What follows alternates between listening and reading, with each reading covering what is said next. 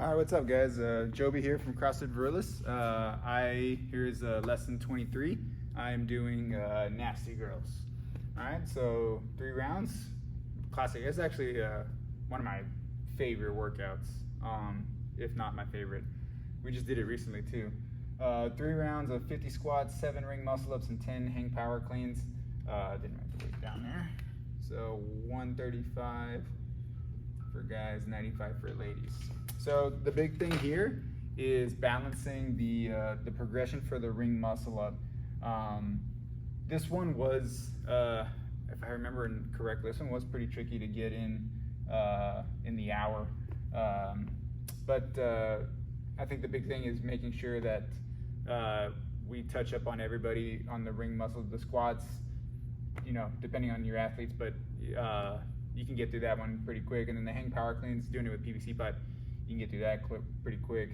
But definitely things can go haywire, and that group management can really get tested with the muscle up. So for me, my progression that I really enjoy using, I start with a ring support hold, so just hopping up and just holding it up, seeing who can do that and who has the capacity to really hold themselves on the rings or not.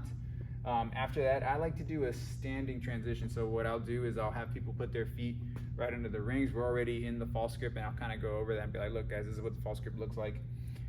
So they'll do a ring row, and then they'll just work on shooting their butt back and their chest to the floor, just to get into that dip position. Then, I don't really know what I would call this. I just call it I really like to call it like the Michael Jackson, because you end up in like this position. So basically, feet again right underneath the rings. You're gonna shove the knees way forward. You're gonna lean back, and we're gonna work that transition from like with your body like parallel to the floor. All right, so I'm gonna call it, I don't know, 1, 2, 3. I would say 1, 2, and then 3 would be that jumping dip. So I'm gonna ask people to use their legs, jump and press out of that dip, and hold it at the top until I say relax. And so we just keep going down. I like to do a seated in band transition dip. So I'll get a band, attach it to one side of the rings, have people sit in it, and now basically they're in that same position that we just did in that Michael Jackson one.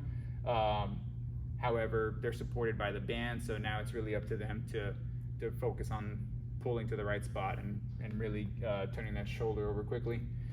After that, we'll head over to the big rings.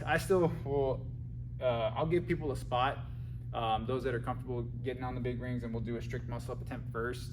It's just something that I like to do. Even if they don't have it, I might give them a spot with their legs and just make sure that they understand how tight they have to keep the rings before we get into those kipping ones, and then we'll go over kipping ones.